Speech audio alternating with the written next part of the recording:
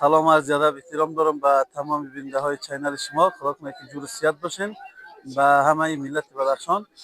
ما آمدیم به خاطر سیل بزکشی در دشت خمچان. قومای خریب بایملسی و دیگه اطرافش در اینجا بزکشی گرفتن. همه مردم تشریف دارن. آیست پلوان آقا که در پیش سر ما هستند او بغل، دیگه پلوان نجیب، پلوان عتیق مختار، پلوان سند، روح الله، دوستا و اندیوالا همگی تشریف آوردن. و پلوانای جوان نو این حاضر هستند در اینجا.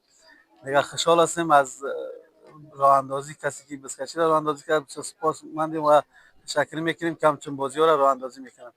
سپاس فراوان از همه بیننده ها. بسم الله الرحمن الرحیم. با اجازه دوستا از همه اولتر تشریف آوری رئیس آصف جان خوش آمدید میگم در میدان بایملسی و ما را یاد کردن. خداوند یار یاد کنه و شمول همکارانشان.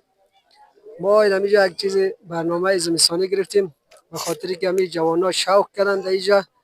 یعنی در سابق در گذشته ها همین قریه بایملسی مردم اسبدار و اسبسوار بودن. از جمله یک آثارشان پلوان صاحب زماندین هم هستن، شاید آصف جان هم بشناسن.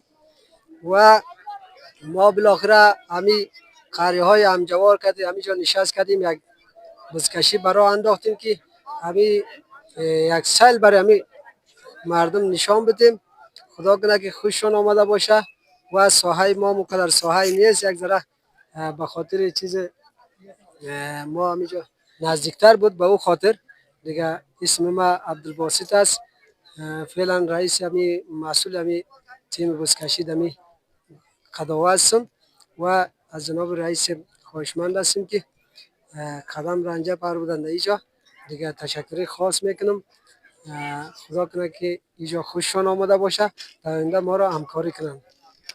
انشالله که ما در کنار شما هستیم و همراه دوستا و همگی داشته با پلوان آقا مویل فدراسیون و ما نه ای که از یفتل هستیم چیز، ما همگی مردم به ما دیگه نوری چشم هستن آمدیم. انشالله در خدمت هستیم، سالم میمونیم، جایزه میمونیم، تشویق میکنیم در خدمت. ایرانی مطالب بای بنفع مردمی بایملسی کمایی کده نمرات میدانی مسابقات خمچان میره حلال را کمایی کده و امتیاز قهرمانی را بریاجی سے تبریک میگه.